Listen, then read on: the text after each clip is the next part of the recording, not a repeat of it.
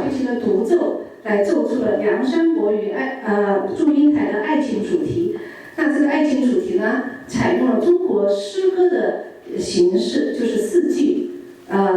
起承转合。那中间呢，又运用了一些跟我们西洋小提琴不一样的滑音，是采用了中国的民间乐器二胡这种滑音。那上滑音呢比较快，下滑音比较慢，那就用这种滑音具有中国特色的滑音呢，来表达了一个15、16岁的少男少女他们在一起初恋的那种甜蜜温馨，但是有很多带着羞涩的一种情感。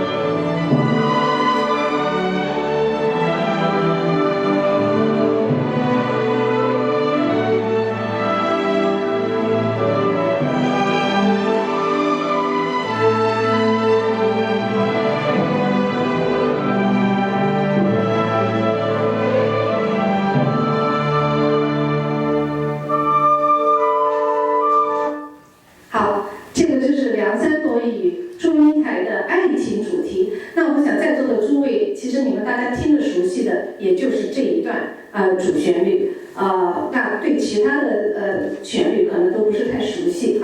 那现在我就来一段一段给大家介绍。那下面一段呢是华彩乐段，华彩就是cadenza。我想我在这里我的学生都拉过 cadenza 了，举一下手 cadenza 大家都拉过，都知道什么意思cadenza 就是说一个独奏的曲子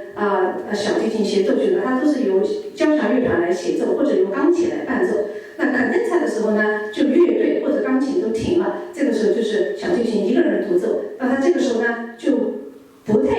照着本身的旋律的这个节奏1对1的这样进行，而是比较自由的发挥节奏就比较自由，而且呢，有些 cadenza 还是很炫技性质的那这一段 cadenza 呢，表现内容就是说在中国古代的时候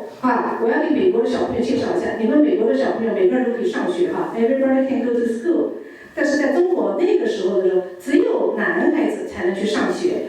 孩子是不能上学的。那这个祝英台就是女孩子的名字叫祝英台，她为了去上学呢，她就把自己打扮成一个男孩子的样子这样她才可以去读书。结果她在这个读书的过程当中呢，她就认识了梁山伯，然后他们两个就非常的好，关系很好。那慢慢的，这个祝英台对这个梁山伯对男孩子就产生了感情。那呢，他呢就很想跟梁山伯说，其实我是一个女孩子呀，但是呢就觉得很羞涩，就说不出口。好，那我们听这一段内容。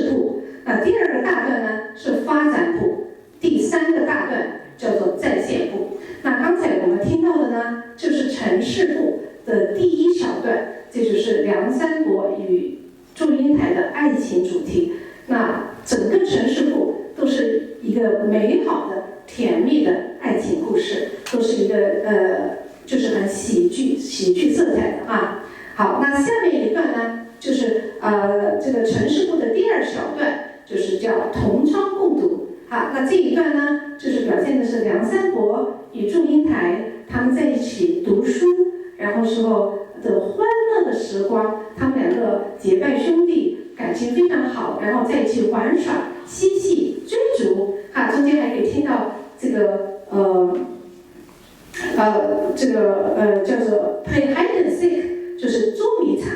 可以听到这些捉迷藏的，然后欢乐的时光。好，来，我们现在来听一下。第二段同窗共读，很开心。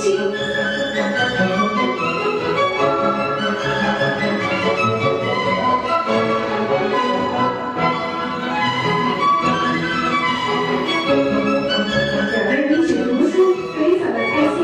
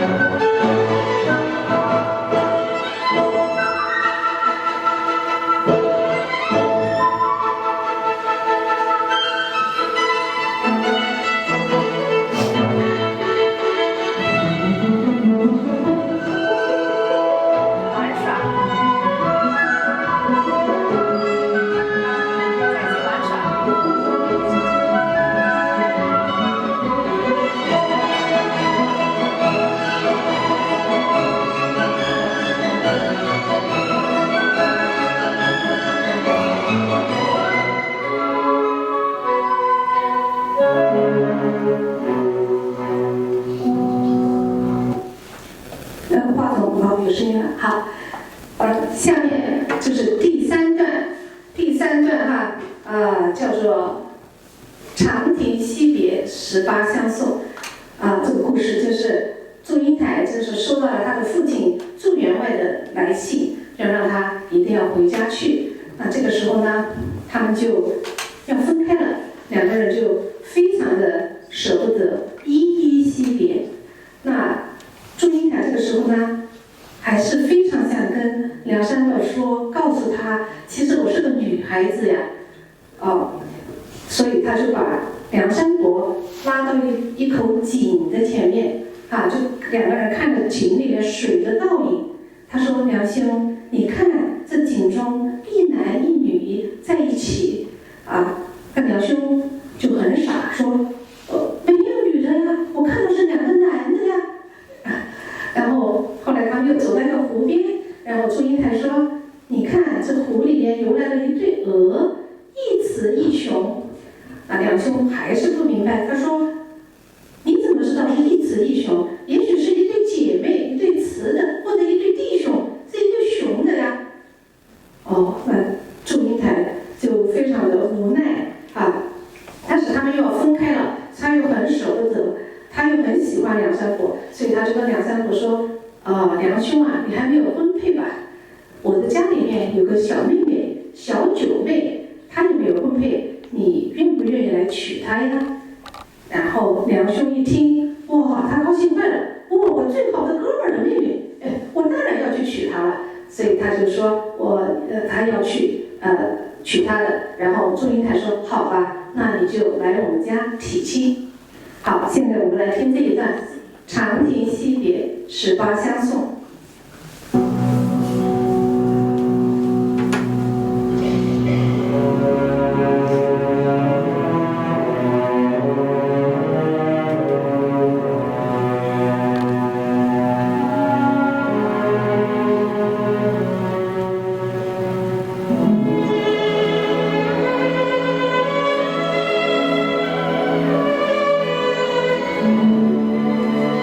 很舍不得，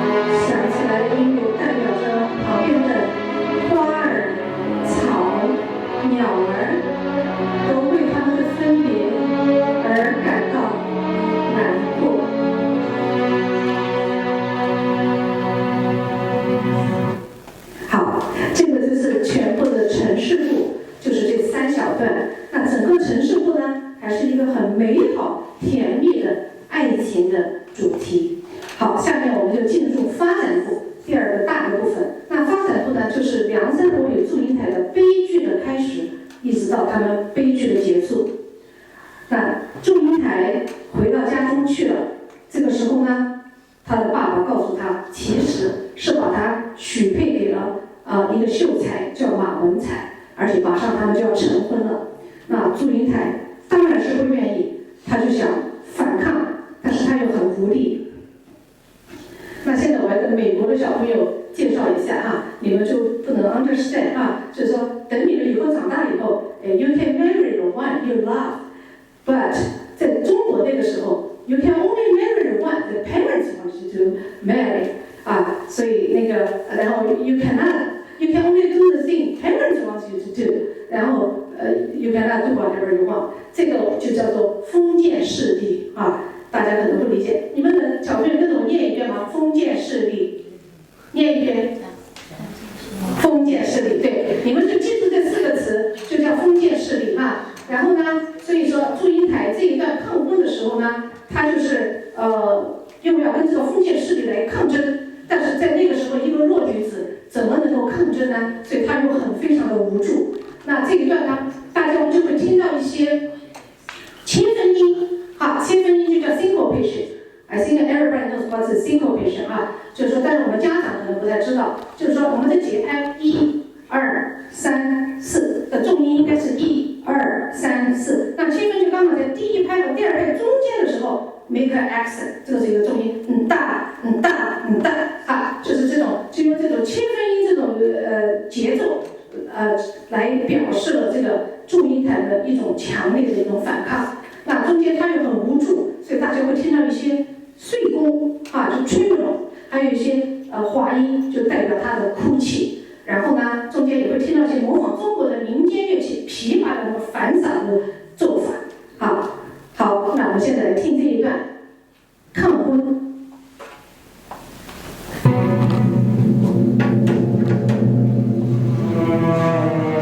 哇，大家听这个音调变得阴沉了。这个大锣在敲，是衙门前面的大锣，代表着封建势力。锣敲，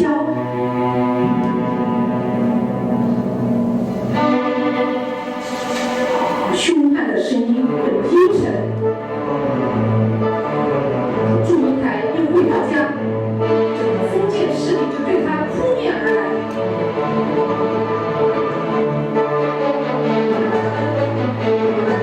非常的严厉、凄厉的声音，黑暗的声音。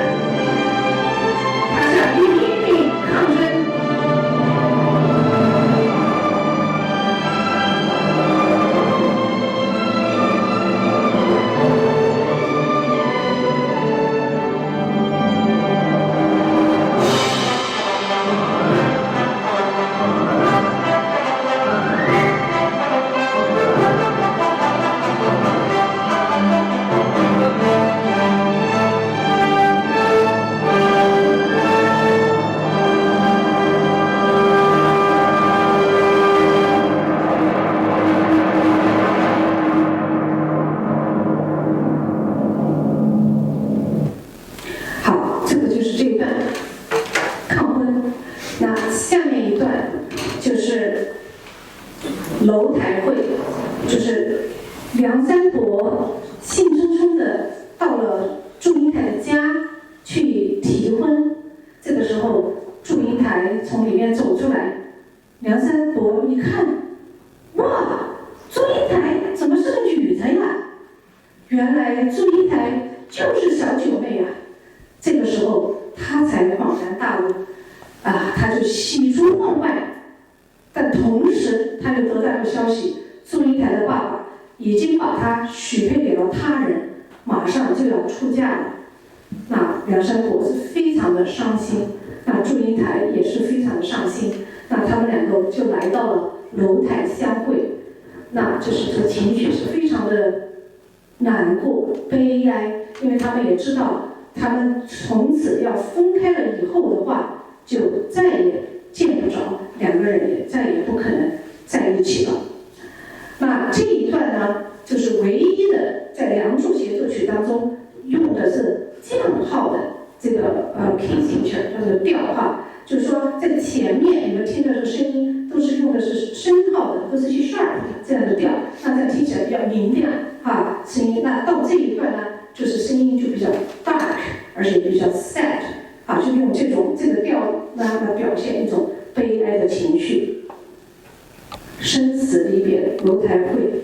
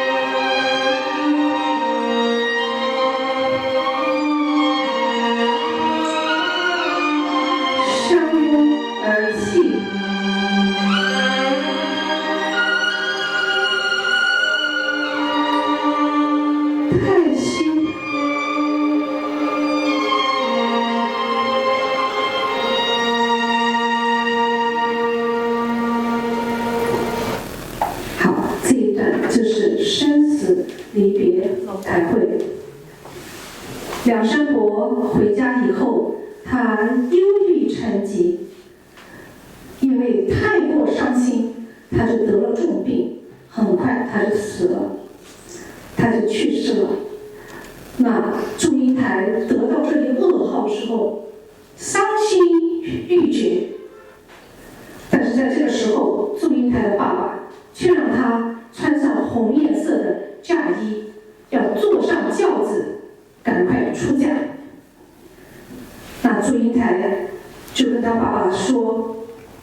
我要先穿上白颜色的孝衣，当我坐上轿子，路上经过梁山伯的坟的时候，我要在他的坟前来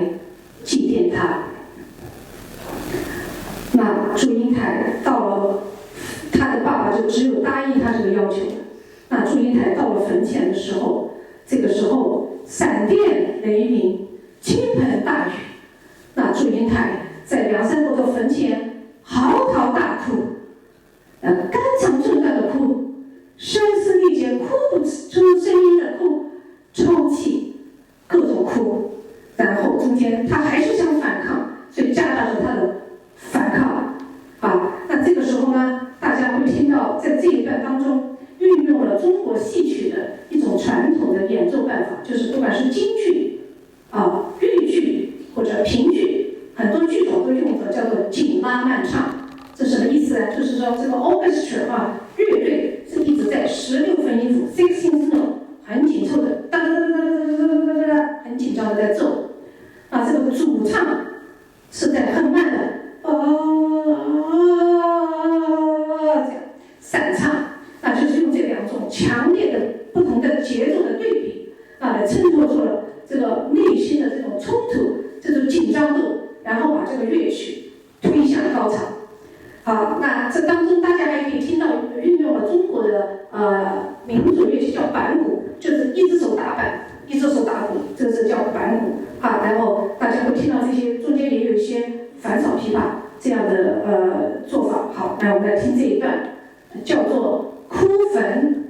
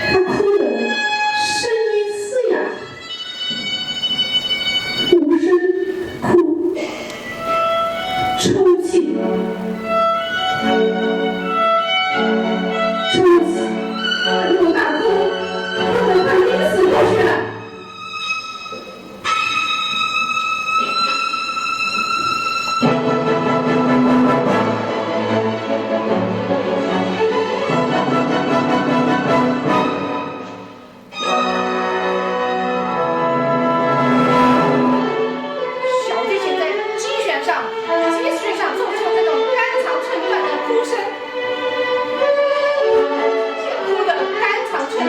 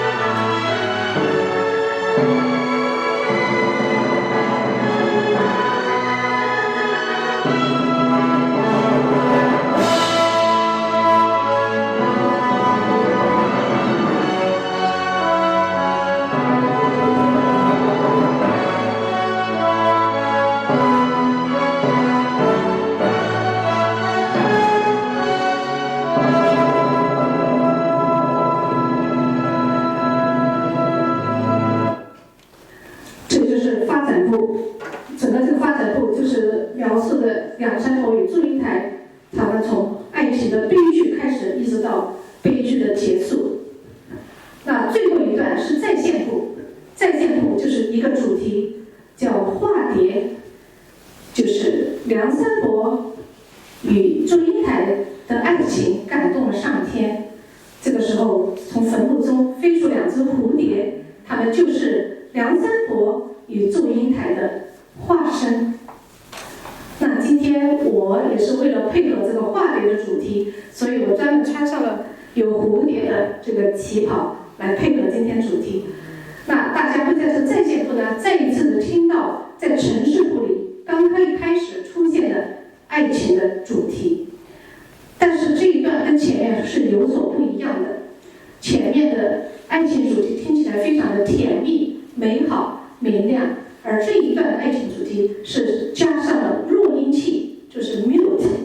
小提琴 mute， 大家小朋友都用过 mute， 加上 mute 以后呢，你小提琴的音量就会小很多就是说大概要小1半这样子。那这个时候用它来表现的这个是要表现一种他们2个这是死后重生在一起的这种爱情，所以这是带着淡淡的忧伤，是一种凄美的爱情。